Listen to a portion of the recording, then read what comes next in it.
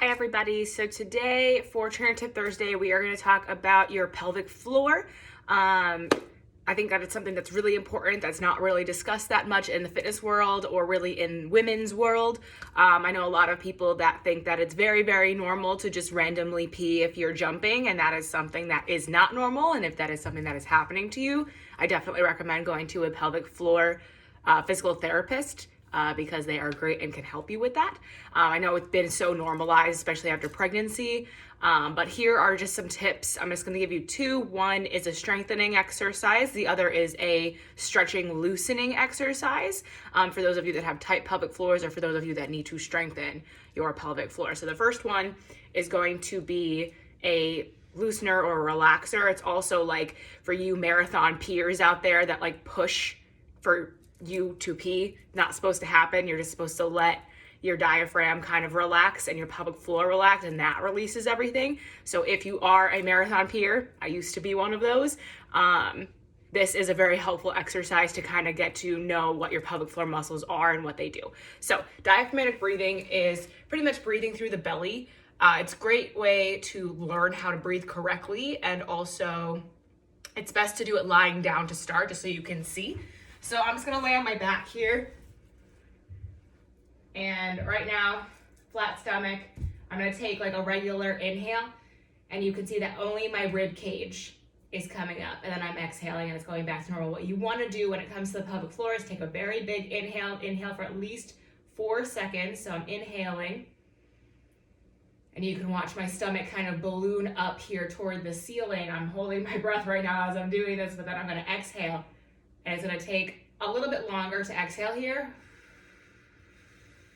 And then as you're exhaling, you're gonna feel your rib cage kind of contract and come inward toward each other and not have that rib flare that we have when we're just breathing into our lungs and not into our diaphragm. So practicing that diaphragmatic breathing, you're just inhaling for 4. So 1, 2, 3, 4, holding for a few seconds, and then taking all the time. You're gonna feel just kind of a relaxation sensation in your pelvis. And that's kind of how that works. So you can practice that diaphragmatic breathing really whenever you want to. Once you kind of get the hang of it, you can do it sitting up, you can do it standing up, and pretty soon that will be the only type of breathing that you do, which is something that's also very, very helpful anyway in making sure that if we do have flared rib cages, that's what's gonna bring those back into their normal positions.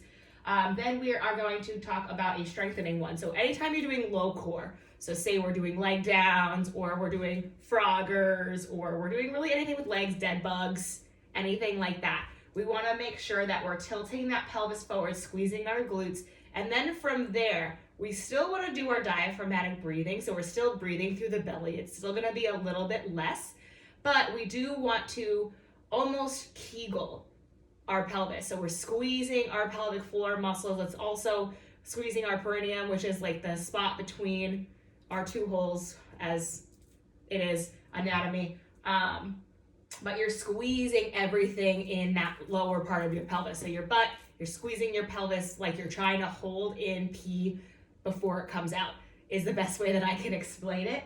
What that's gonna do is make sure that you're using that pelvic floor and making sure that we're using that pelvic floor into that low core muscle instead of using our outer core or upper core, or really just using our hip flexors instead of that actual core. So making sure that we're practicing that squeeze, and you can practice that with or without doing a core motion. So that is how that works.